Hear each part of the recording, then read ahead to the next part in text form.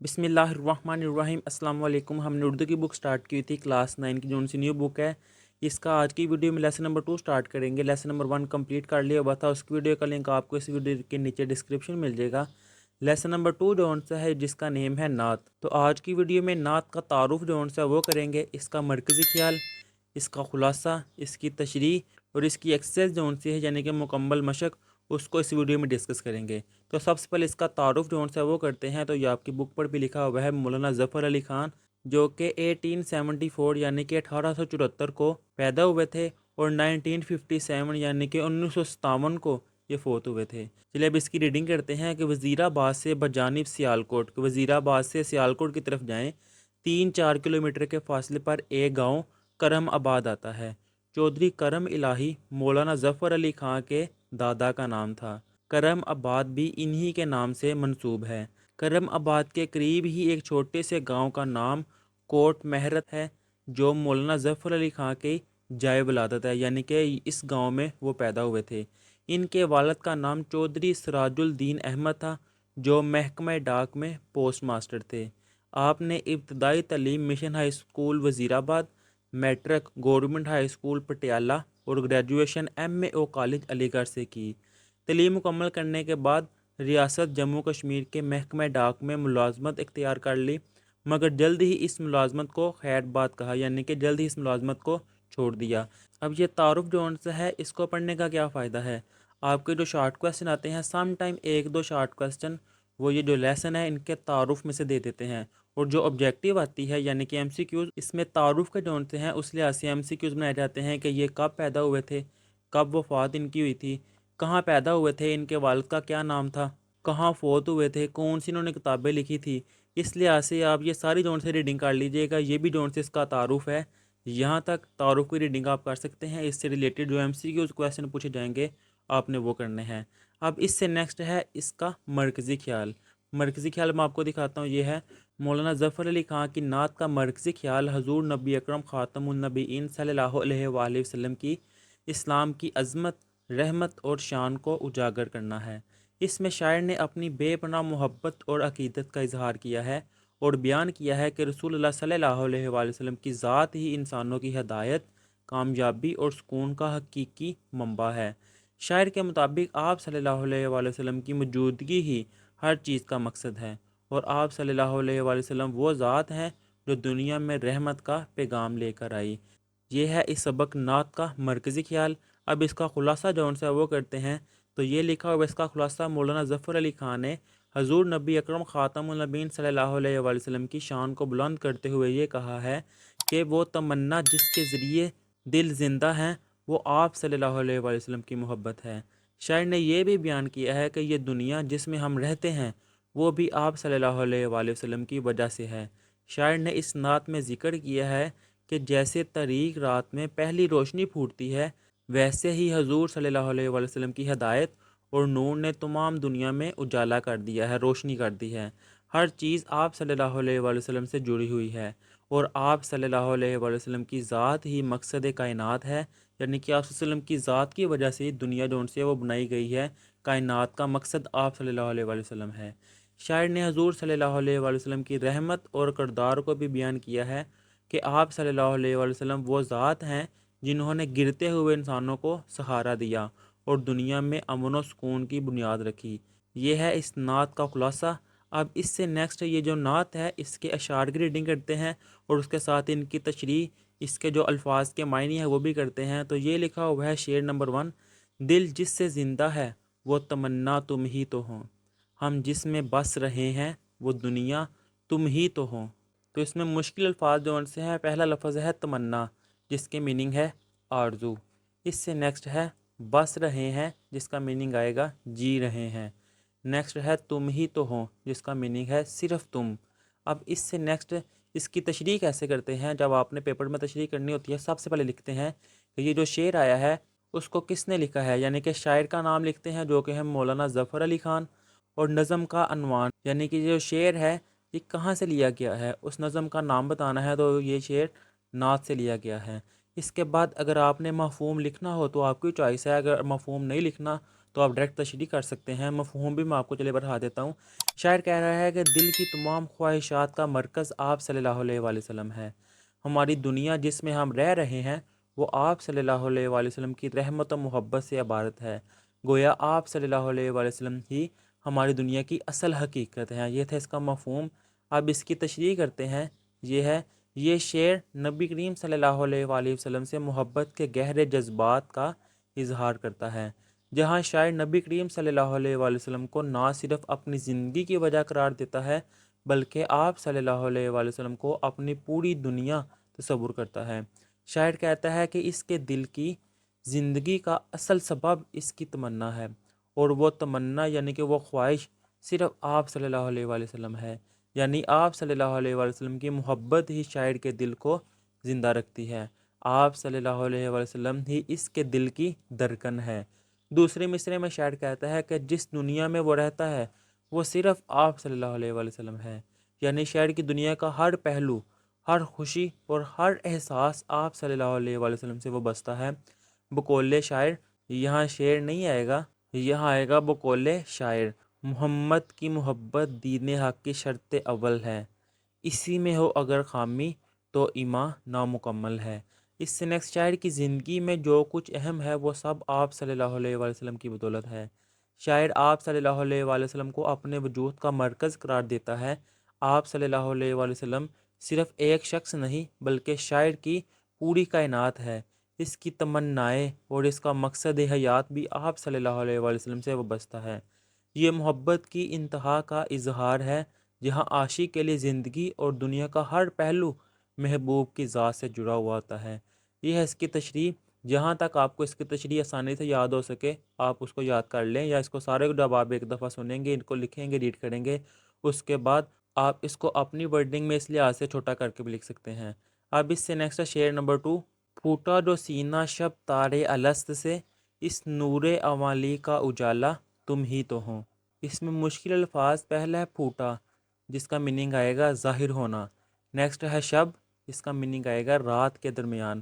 اب یہ دو لفظ ہے، ایک تار اور ایک الست۔ اس میں تار کا میننگ ہے طریق، اور الست جون سے ہے یہ عربی لفظ ہے جس کا مطلب ہے کیا میں تمہارا رب نہیں ہوں، اور یہ عام طور پر ایک خاص مقام یا ایک حالت کی طرف اشارہ ہے جہاں ساری روحیں جون سی ہیں اپنے خالق کے ساتھ موجود تھی۔ اس کی تشریح میں ڈیٹیل سے ڈسکس کریں گے۔ اس سے نیکسٹ دیکھتے ہیں اب اس سے نیکسٹ ہے نور اوالی جس کا میننگ ہے پہلا نور۔ اس سے نیکسٹ ہے اجالا جس کے میننگ ہے روشنی۔ اب اس کی تشریح جون سی ہے اس کو ڈسکس کرتے ہیں۔ سب سے پہلے آپ نے تشریح میں لکھنا ہے شاعر کا نام اور نظم کا نام، یہ آگے بتا دیا ہے۔ پھر اس کے بعد مفہوم اگر آپ لکھنا چاہیں تو یہ ہے، جہاں شاعر کائنات کی تخلیقی ابتدا کا ذکر کر رہا ہے، جب اندھیری شب الست سے پہلی روشنی کا ظہور ہوا تو وہ نور محمدی صلی اللہ علیہ وآلہ وسلم تھا۔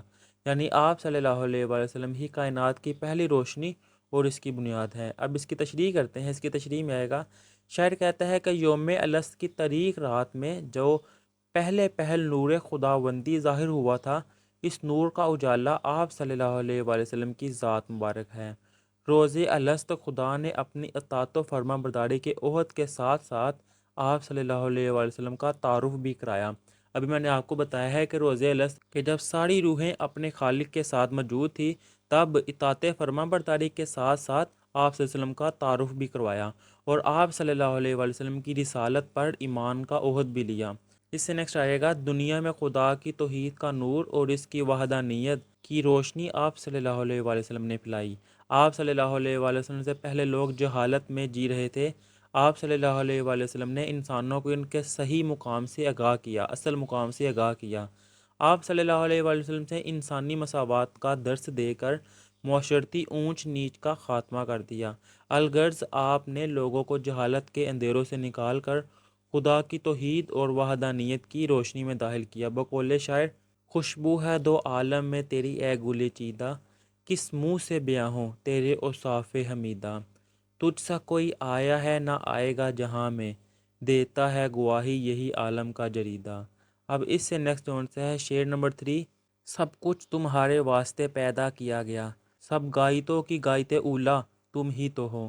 سب سے پہلے اس کے مشکل الفاظ کی میننگ کرتے ہیں۔ فرسٹ لفظ جون سے وہ ہے تمہارے واسطے، یعنی کہ تمہارے لیے۔ اس سے نیکسٹ ہے غایتوں، جس کا میننگ آئے گا مقاصد۔ غایت اولا، اس کے میننگ ہے بڑا مقصد۔ سب سے پہلے لکھیں گے شاعر کا نام اور نظم کا نام، اس کے بعد مفہوم جس میں آئے گا۔ شاعر کہتا ہے کہ آپ صلی اللہ علیہ وآلہ وسلم کی ذات کائنات کا مرکز ہے، ہر چیز آپ صلی اللہ علیہ وآلہ وسلم کے طفیل سے وجود میں آئی ہے، اور آپ صلی اللہ علیہ وآلہ وسلم ہی سب سے اعلیٰ مقصد ہیں جن کی وجہ سے کائنات کی تخلیق ہوئی۔ اس کی تشریح میں آئے گا، اس شعر میں شاعر یہ بات بیان کر رہا ہے کہ پوری کائنات کی تخلیق کا مقصد نبی اکرم خاتم النبیین صلی اللہ علیہ وآلہ وسلم کی ذات ہے۔ اس سے نیکسٹ اسلامی عقیدے کے مطابق اللہ تعالیٰ نے کائنات کی تخلیق نبی اکرم خاتم النبیین صلی اللہ علیہ وآلہ وسلم کے نور کے طفیل کی۔ یہ شعر اس عقیدے کی ترجمانی کرتا ہے کہ زمین و آسمان، چاند، سورج اور تمام مخلوقات کا وجود نبی اکرم صلی اللہ علیہ وآلہ وسلم کی وجہ سے ہے۔ یہاں غائط سے مراد مقصد ہے۔ شاعر کہہ رہا ہے کہ کائنات کے تمام مقاصد اور تخلیق کی ہر حکمت کی اصل اور پہلی غائط، یعنی کہ سب سے پہلے اور سب سے اعلیٰ مقصد جون سا ہے، وہ نبی اکرم صلی اللہ علیہ وسلم کی ذات ہے۔ اللہ تعالیٰ نے تمام مخلوقات کو آپ صلی اللہ علیہ وسلم کے ذریعے ہدایت اور نور عطا کرنے کے لیے پیدا کیا۔ بقول شاعر، یہ اعلیٰ حضرت کا شعر اور مجھے بہت پسند ہے۔ وہ جو نہ تھے تو کچھ نہ تھا، وہ جو نہ ہو تو کچھ نہ ہو، جان ہے وہ جہان کی، جان ہے تو جہان ہے۔ اس کی اگر تشریح کی جائے تو اتنی خوبصورت اس کی تشریح ہے کہ جب آپ صلی اللہ علیہ وسلم نہیں تھے تو کچھ بھی نہیں تھا، وہ نہ ہو تو کچھ بھی نہ ہو، جان ہے وہ اس دنیا کی، جان ہے تو دنیا ہے، یعنی کہ جان ہے تو جہان ہے۔ اب اس سے نیکسٹ شعر نمبر 4 ہے، جلتے ہیں جبریل کے پر جس مقام پر، اس کی حقیقتوں کے شناسہ تم ہی تو ہو۔ اس میں مشکل لفظ ہے مقام، جس کے میننگ ہے جگہ۔ نیکسٹ ہے شناسہ، جس کے میننگ ہے واقف کار۔ اب اس کا مفہوم کرتے ہیں جس میں آئے گا۔ شاعر کہتا ہے کہ نبی اکرم صلی اللہ علیہ وآلہ وسلم وہ ذات ہیں جو اللہ تعالیٰ کے ان رازوں سے واقف ہے جو کسی فرشتے یا انسان کے لیے قابل فہم نہیں۔ آپ صلی اللہ علیہ وآلہ وسلم کو وہ مقام عطا کیا گیا جو کسی اور کو حاصل نہیں ہوا۔ اب اس کی تشریح کرتے ہیں جس میں آئے گا، یہ شعر اس واقعہ کی طرف اشارہ کرتا ہے جو واقعہ معراج میں پیش آیا تھا، جب حضرت جبرائیل علیہ السلام نبی اکرم صلی اللہ علیہ وآلہ وسلم کے ساتھ سدرۃ المنتہا تک گئے۔ اس مقام پر جبریل علیہ السلام نے کہا کہ وہ آگے نہیں جا سکتے کیونکہ اس سے آگے جانا ان کے لیے ممکن نہیں، ورنہ ان کے پڑ جل جائیں گے۔ یہاں پہ زبر لگا لیں، پڑ جل جائیں گے۔ یہاں شاعر اس مقام کی عظمت کو بیان کر رہا ہے جہاں حضرت جبرائیل علیہ السلام جیسے بلند مقام والے فرشتے کی رسائی بھی ختم ہو جاتی ہے، لیکن نبی اکرم صلی اللہ علیہ وآلہ وسلم کو اس مقام سے بھی آگے لے جایا گیا۔ یہاں شاعر کہتا ہے کہ اس مقام کی حقیقت کو صرف نبی اکرم صلی اللہ علیہ وآلہ وسلم ہی سمجھ سکتے ہیں، کیونکہ یہ قرب الہی کا وہ مقام ہے جہاں تک کسی اور کا علم اور فہم نہیں پہنچ سکتا۔ بقول شاعر، خدا کے قرب میں جانا حضور جانتے ہیں، وصال رب کا ٹھکانہ حضور جانتے ہیں۔ اب اس سے نیکسٹ آئے گا شعر نمبر 5، گرتے ہوا کو تھام لیا جس کے ہاتھ نے، اے تاجدار یثرب و بطحہ تم ہی تو ہو۔ اس میں مشکل الفاظ میں پہلا لفظ آئے گا تھام، جس کے میننگ ہے سہارا دینا۔ نیکسٹ ہے تاجدار، جس کے میننگ ہے سردار یعنی کہ بادشاہ۔ اس سے نیکسٹ ہے یثرب، اس کا میننگ آئے گا مدینہ کا پرانا نام ہے یہ۔ پھر آگے ہے بطحہ، جو کہ مکہ کے لیے یوز کیا جاتا ہے، مکہ۔ اب اس سے نیکسٹ اس کا مفہوم جو سا وہ کرتے ہیں جس میں آئے گا، یہاں شاعر بیان کر رہا ہے کہ نبی اکرم صلی اللہ علیہ وآلہ وسلم نے لوگوں کو گمراہی اور برائیوں سے بچایا، ان کی رہنمائی کی اور انہیں سنبھالا۔ آپ صلی اللہ علیہ وآلہ وسلم یثرب یعنی کہ مدینہ اور بطحہ یعنی کہ مکہ کے سردار ہیں۔ اب اس سے نیکسٹ آ جائے گی اس کی تشریح۔ اس کی تشریح میں آئے گا کہ شاعر بیان کرتا ہے کہ جو لوگ دنیاوی یا روحانی طور پر گر چکے تھے، یعنی جو مشکلات، گناہوں یا مصائب میں گرے ہوئے تھے، انہیں آپ صلی اللہ علیہ وآلہ وسلم نے اپنے دستے کرم سے تھام لیا۔ یہاں تھام لینا سے مراد ہے کہ آپ صلی اللہ علیہ وآلہ وسلم نے ان لوگوں کو سنبھالا، انہیں ہدایت دی اور ان کی مدد کی۔ بقول شاعر، ہزاروں سلام اس مقدس نبی پر، تھا ٹوٹے دلوں کا مہرباں سہارا۔ شاعر آپ صلی اللہ علیہ وآلہ وسلم کی عظمت اور فضیلت کو بیان کر رہا ہے۔ یثرب مدینہ منورہ کا پرانا نام ہے، جبکہ بطحہ مکہ مکرمہ کا ایک نام ہے۔ شاعر کہہ رہا ہے کہ آپ صلی اللہ علیہ وآلہ وسلم ہی مدینہ منورہ اور مکہ مکرمہ کے حقیقی سردار ہیں۔ یہ آپ صلی اللہ علیہ وسلم کی روحانی اور ظاہری سربراہی کی علامت ہے۔ شاعر کا یہ بیان آپ صلی اللہ علیہ وسلم کی اعلیٰ حیثیت، عظمت اور شان و شوکت کو اجاگر کرتا ہے۔ یہ ہے اس شعر کی تشریح۔ اب اس سے نیکسٹ ہے شعر نمبر 6۔ دنیا میں رحمت دو جہاں اور کون ہے، جس کی نہیں نظیر وہ تنہا تم ہی تو ہو۔ اس کے مشکل الفاظ کے معنی کرتے ہیں۔ فرسٹ والا لفظ ہے رحمت دو جہاں، جس کا میننگ آئے گا دو جہانوں کے لیے رحمت۔ اس سے نیکسٹ ہے نظیر، جس کا میننگ آئے گا مثال۔ اس سے نیکسٹ ہے تنہا، جس کا میننگ ہے اکیلے۔ اب اس کا مفہوم کرتے ہیں، جس میں آئے گا آپ صلی اللہ علیہ وسلم دونوں جہانوں کے لیے رحمت ہے، اور آپ صلی اللہ علیہ وسلم جیسا کوئی دوسرا نہیں۔ آپ صلی اللہ علیہ وسلم کی شان، مقام اور فضیلت میں کوئی آپ کا ہم پلہ نہیں، یعنی کہ کوئی آپ جیسا نہیں۔ اس کی تشریح کرتے ہیں، جس میں آئے گا اس شعر میں شاعر رسول اکرم صلی اللہ علیہ وسلم کی عظمت و شان کو اجاگر کرتا ہے اور بتاتا ہے کہ آپ صلی اللہ علیہ وسلم کی مثال کہیں اور نہیں ملتی۔ دو جہاں کا مطلب ہے دنیا اور آخرت، یعنی آپ صلی اللہ علیہ وسلم کی رحمت کا دائرہ وسیع ہے اور یہ دنیا اور آخرت پر محیط ہے۔ شاعر سوال کرتا ہے کہ کیا اس دنیا میں کوئی اور ایسی ہستی ہے جو اس قدر مہربان، رحم دل اور انسانیت کے لیے اتنی خیر و بلائی لے کر آئی ہو، جو یہ ظاہر کرتا ہے کہ آپ صلی اللہ علیہ وسلم کی کوئی مثال نہیں ملتی۔ شاعر خود ہی سوال کرتا ہے اور خود ہی اس کا جواب دیتا ہے کہ کوئی ایسی مثال نہیں ملتی۔ دوسرے مصرعے میں شاعر کہتا ہے کہ آپ صلی اللہ علیہ وسلم کی کوئی نظیر نہیں، کوئی مثال نہیں، ان کا کوئی جوڑ نہیں، یعنی کوئی اور ہستی آپ صلی اللہ علیہ وسلم کی طرح نہیں ہے۔ آپ صلی اللہ علیہ وسلم کی رحمت اور شخصیت کی کوئی بھی مثال نہیں ملتی۔ آپ صلی اللہ علیہ وسلم ہی وہ شخصیت ہیں جو تمام انسانوں کے لیے ایک نمونہ، رہنما اور سرپرست ہیں۔ بقول شاعر یہاں شعر نہیں آئے گا، شاعر آئے گا۔ نہ کوئی اس کا مشابہ ہے، نہ ہمسر، نہ نظیر، نہ کوئی اس کا مماثل ہے، نہ مقابل، نہ بدل۔ یہ ہے اس کی تشریح۔ اب اس سے نیکسٹ یہ جو نظم ہے یعنی کہ نعت، اس کی مشق کرتے ہیں۔ اس کی مشق کا کویسچن نمبر 1 ہے شامل کتاب نعت کے متن کے مطابق مناسب لفظ لگا کر مصرع مکمل کریں۔ تو الف والا ہے دل جس سے زندہ ہے وہ ڈیش تم ہی تو ہو، تو یہاں آئے گا تمنا۔ سب غائتوں کی ڈیش تم ہی تو ہو، یہاں آئے گا غائت اولا۔ یہ ہے اس کا آنسر۔ اب اس سے نیکسٹ جلتے ہیں ڈیش کے پر جس مقام پر، یہاں آئے گا جبریل علیہ السلام۔ اس ڈیش کا اجالا تم ہی تو ہو، یہاں پہ آئے گا نور اولی۔ نیکسٹ ہے دنیا میں ڈیش اور کون ہے، یہاں آئے گا رحمت دو جہاں۔ اب اس سے نیکسٹ کویسچن نمبر 2 شامل کتاب نعت کے متن سے متعلق نیچے دیے گئے سوالوں کے مختصر جواب لکھیں، یعنی کہ شارٹ کویسچن ہے۔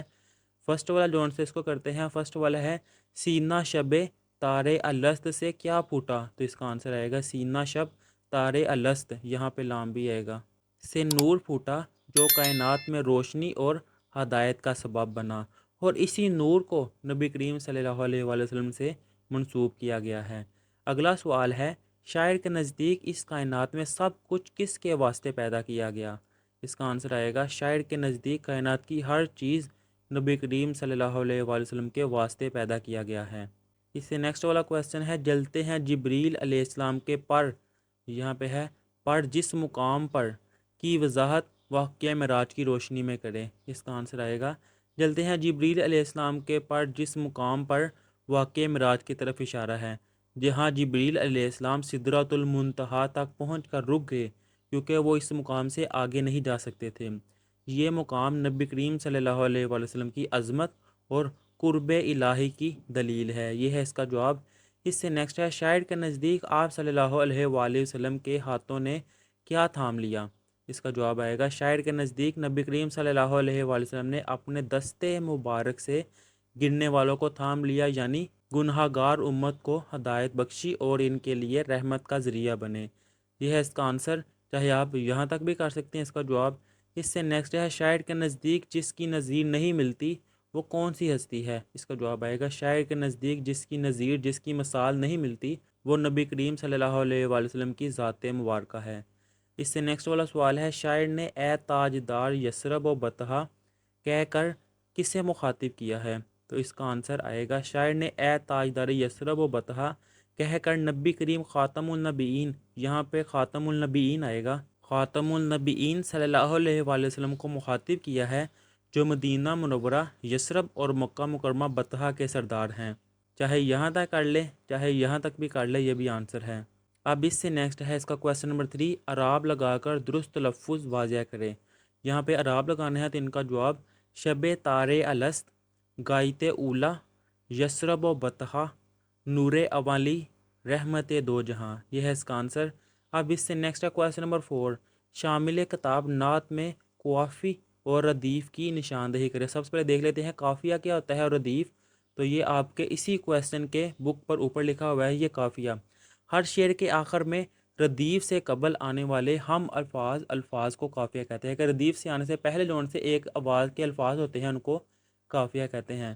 مثلا مرزا غالب کی ایک معروف غزل کا مطلع ہے دل ندا تجھے کیا ہوا، آخر اس درد کی دعا کیا ہے، تو اس میں یہ کیا ہے یہ تو ہوگی ردیف۔ اب اس سے پہلے یہ دیکھیں دعا، ہوا، یہ جو ان سے قافیہ ہے، تو اس میں قافیہ جو ان سے یہ ہے ماجرا، مدعا، وفا، صدا، برا۔ اس طرح علامہ اقبال کی نظم کے لحاظ سے یہ لکھا ہوا ہے۔ اور ردیف کیا ہے؟ لفظ ردیف کے لغوی معنی ہے گھڑ سوار کے پیچھے بیٹھنے والا آدمی، مگر شعری اصطلاح میں قافیے کے بعد آنے والے لفظ یا الفاظ جو کہ تو دہرائے جائیں ردیف کہلاتے ہیں۔ جیسے مرزا غالب کی ابھی یہ بتائی ہے کہ یہ جو شعر ہے اس میں یہ کیا ہے یہ ردیف ہے، اور ردیف سے پہلے والا لفظ جو ان سے ہے وہ قافیہ ہوتا ہے۔ تو اس کا جواب جو ان سے ہے وہ یہ ہے کہ نعت کے جو ان سے قافی ہے قافیہ وہ ہے تمنا، دنیا، اجالا، اولا، شناسہ، بطحہ، تنہا، اور ردیف کیا ہے نعت کی وہ ہے تم ہی تو ہو۔ جیسے ابھی پہلا شعر بھی تھا کہ دل جس سے زندہ ہے وہ تمنا تم ہی تو ہو، ہم جس میں بس رہے ہیں وہ دنیا تم ہی تو ہو۔ تو اس میں دیکھیں تمنا، دنیا یہ قافیہ، اور تم ہی تو وہ ردیف ہے۔ اب اس سے نیکسٹ والا کویسچن نمبر 5، صنف نظم نعت اور منقبت میں فرق واضح کریں، کہ نعت اور منقبت میں فرق جو سا وہ بیان کرنا ہے۔ تو یہ ہے اس کا آنسر، نعت سے مراد ایسی نظم ہے جس میں حضور صلی اللہ علیہ وآلہ وسلم کی تعریف بیان کی گئی ہو۔ یہ نعت کے بارے میں یہاں بتا دیا کہ اتنا۔ اب اس سے نیکسٹ، جب کہ منقبت میں اہل بیت رضی اللہ تعالیٰ عنہ، صحابہ کرام رضی اللہ تعالیٰ عنہ اور اولیاء کرام رحمۃ اللہ تعالیٰ علیہ کے اوصاف بیان کیے جاتے ہیں۔ یہ ہے اس کا جواب۔ اب اس سے نیکسٹ ہے کویسچن نمبر 6، شامل کتاب نعت کے پہلے 2 شعروں کی تشریح کریں، کہ اس نعت کے جو ان سے پہلے 2 اشعار ہیں ان کی تشریح کرنی ہے۔ تو تشریح جو سی ہے آپ نے سٹارٹ میں دیکھ لی ہوئی ہے، اگر نہیں دیکھی تو آپ ویڈیو کے پیچھے جا کے دوبارہ جو سے تشریح دیکھ سکتے ہیں سٹارٹ میں۔ یہاں پہ یہ نعت جو سی اس لیسن کو کمپلیٹ کر لیا ہوا ہے۔ اللہ حافظ۔